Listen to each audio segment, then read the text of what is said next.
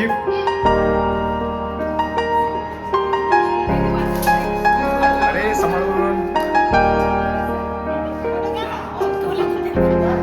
या ना सर्वांनी, या ना.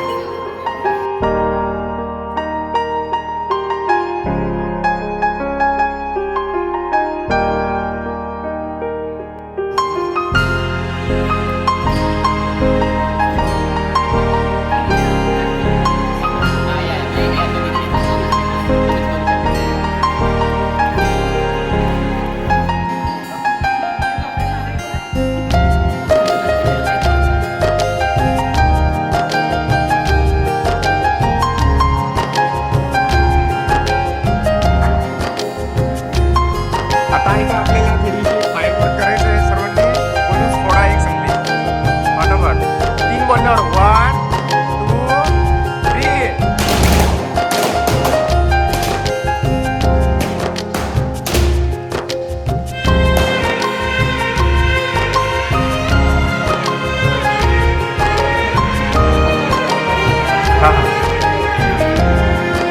हा घ्या ना, ते पण दाखवा असं.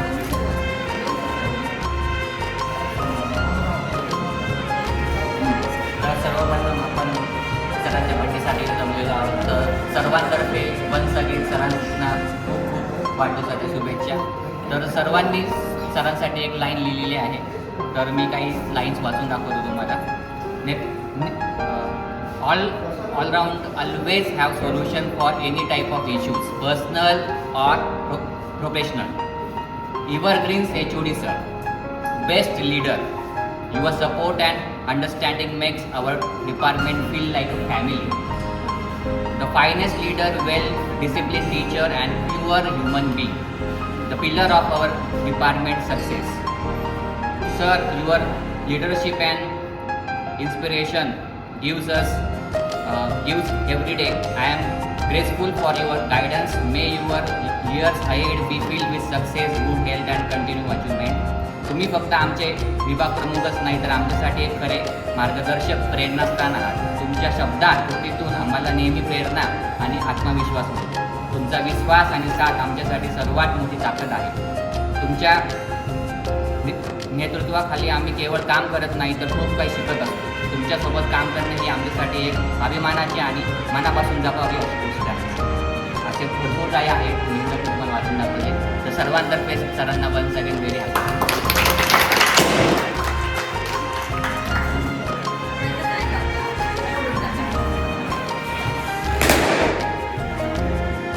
थोडा ना मॅम.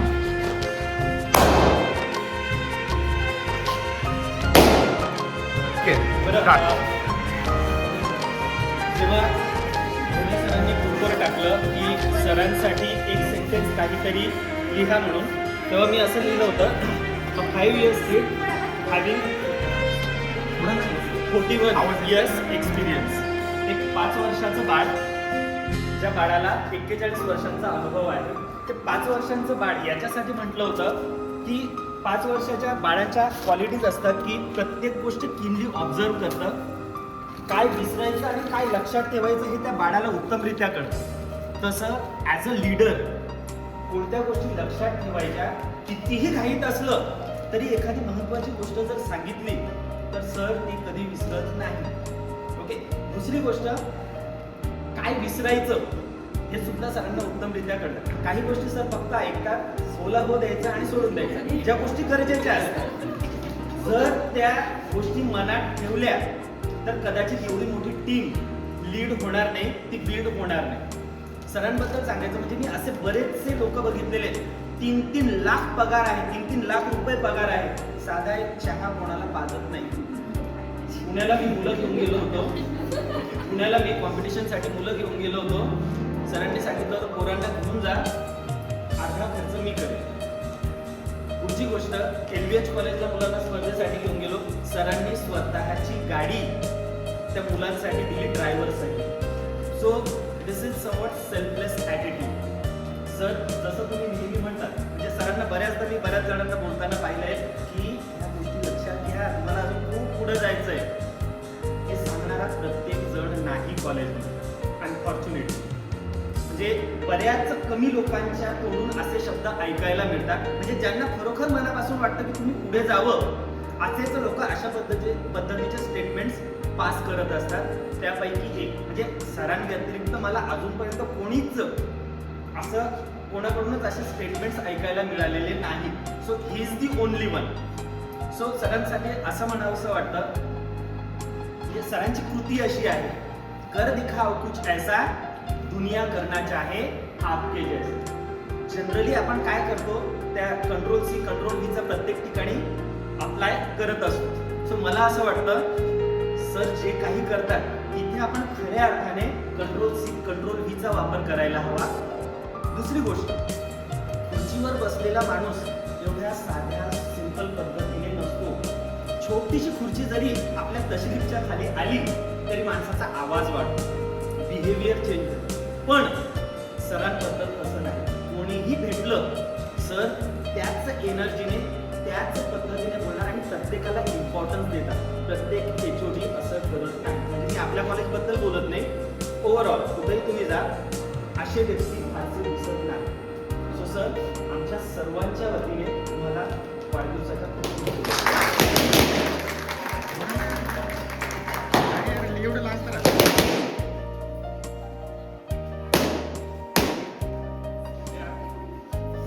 ऐका उद्या साधन पार्टी आपल्याला उद्या सकाळी कॉलेजला येऊन आपण जाणाऱ्या बसमध्ये करी लिव्स ते प्लेसचं नाव आहे, त्याच्या आधी आपण जाणार नोकरी बघायला इकडनं सकाळी 1:30. आल्या आल्या 8:30 आपण जाणार आहोत. आल्याबरोबर लगेचच निघायचं, म्हणजे कसं तुम्ही काही नाश्ता वगैरे करत बसतात ना, ते काही करू. नाश्त्यासाठी जाणार आहोत. लोकेशनला जाऊन तुमच्या बॅच काय असेल ते घेऊन लगेचच खाली पोर्चमध्ये बस लगेच निघा. तिथं नेहमीप्रमाणे कोणी वाट पाहायला लागली. हां, तिथं कोणी लेट येऊ नका. Thank you all. You are the motivation for me. तुमच्यापैकी जे कोणी काही करतं त्याच्यातून मी बऱ्याच गोष्टी शिकत असतो. म्हणजे एक लीडर म्हणून काम करताना I am always happy to work with a team like you. तुमच्यामध्ये प्रत्येक मेंबर हा एक वेगळा कॅरेक्टरिस्टिक्स आहे आणि I try to identify that characteristic, की त्या पद्धतीने त्या कॅरेक्टरला जस्टिफाय करता आलं पाहिजे. त्या कॅरेक्टरबरोबर तो जो काही त्याला जस्टिफिकेशन देऊन त्याच्याकडनं जे मॅक्झिमम आउटपुट घेता येईल ते घेण्याचा मी प्रयत्न करतो. ड्युरिंग दिस कोर्स माझ्याकडनं कोणाला काही बोललं गेलं असेल किंवा काही त्या मोमेंटला त्या इन्सिडंटला, मी कधीही इन्सिडंट लक्षात ठेवत नाही. एकदा तो घडला, तो इन्सिडंट संपला तर तो विषय संपलेला असतो.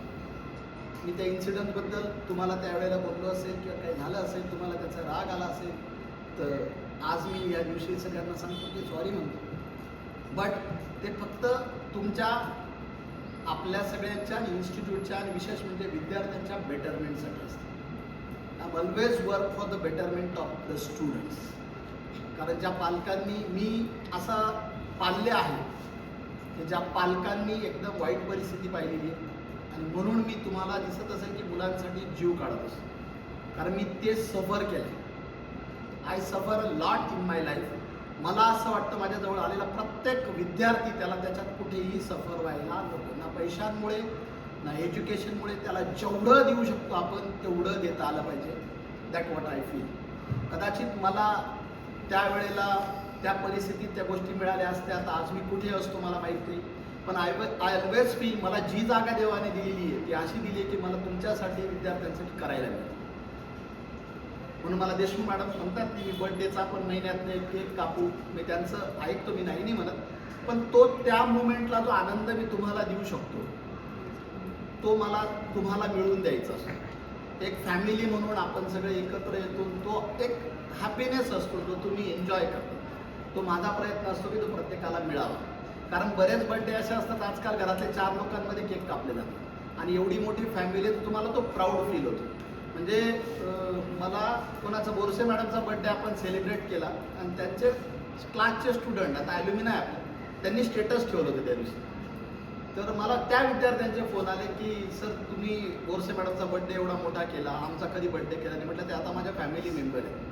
तुम्ही स्टुडंट आहेत, तुम्ही जेव्हा याल तेव्हाही बर्थडे. हा एक त्यांना मिळालेला ॲक्नॉलेजमेंट होता आणि ते मलाही मिळालं. म्हणजे तुमचे बर्थडे सेलिब्रेट करणं म्हणजे एक फॅमिली एकत्र येते, त्या मोमेंटला सगळे एकत्र येतात, 5 मिनिटासाठी भेटतात आणि एक वेगळाच हे असतो, टर्नआउट असतो. आणि आपल्यामध्ये कोणामध्ये मतभेद नाही आहेत. म्हणजे मी ऑलवेज सांगेल तुम्हाला की आपल्या वर कोणाशी कम्पेअर करण्यापेक्षा स्वतःबरोबर कम्पेअर करा. मी काल काय केलं त्याच्यापेक्षा मी आज काय चांगलं करू शकेल, what I can add new and something good or better, त्याचा प्रयत्न करा. आणि ह्या विद्यार्थ्यांना आपलंसं समजा, घरातला मेंबर समजा. काम करताना कुठलंही बर्डन घेऊ नका. विदाऊट बर्डन काम केलं तर तुम्हाला कधीही कुठल्याही गोष्टीचा त्रास होणार नाही. हे माझ्या एक्सपिरियन्समधून तुम्हाला सांगतो. And that you are doing well. असंच पुढे करत राहा आणि असंच प्रेम मला सगळ्यांकडनं मिळत राहील अशी अपेक्षा आहे. एवढं प्रेम कोणाला मिळत नाही जेवढं तुमच्या सगळ्यांकडनं भरभरून प्रेम मिळतं. एवढं सर म्हणजे मी हे पाहिल्यानंतर तर सरप्राईज झालो की एवढं सर्व म्हणजे गोळे सरांनी काहीतरी प्लॅन केला असेल अशी थोडी अपेक्षा होती. त्यांनी मला सांगितलं 8-10लाच यायचं सर. दौंड सर म्हणे घ्यायला नाही सर म्हटलं मला टायमिंग 10चा दिलेला आहे, त्याच्यामुळे मी 10च्या आत येऊ शकत नाही. त्याच्यावर लक्षात आलं तर पण एवढं सर्व तुम्ही केलं त्याबद्दल मी खूप खूप तुमचं धन्यवाद, आभारी आहे. उद्या सकाळी आपण जो आपला गेट टुगेदर बऱ्याच गोष्टीमुळे राहिलेले आहेत. पॅरेंट्स मिटिंगचा सक्सेस होता, तुमचं फर्स्ट सेमिस्टर, ॲटोनॉमीचं सेकंड इयर आपण एकदम सक्सेसफुली अलॉंग विथ AEDP करतोय. टर्म एंड पण होणार आहे. त्यामुळे सगळ्यांना उद्या आपण एकदम फ्री माइंडेड बाहेर जाणार आहोत आणि कॉलेजला पण दाखवणार आहोत की एक टीम म्हणून, एक फॅमिली म्हणून आम्ही काय करू शकतो. थँक्यू.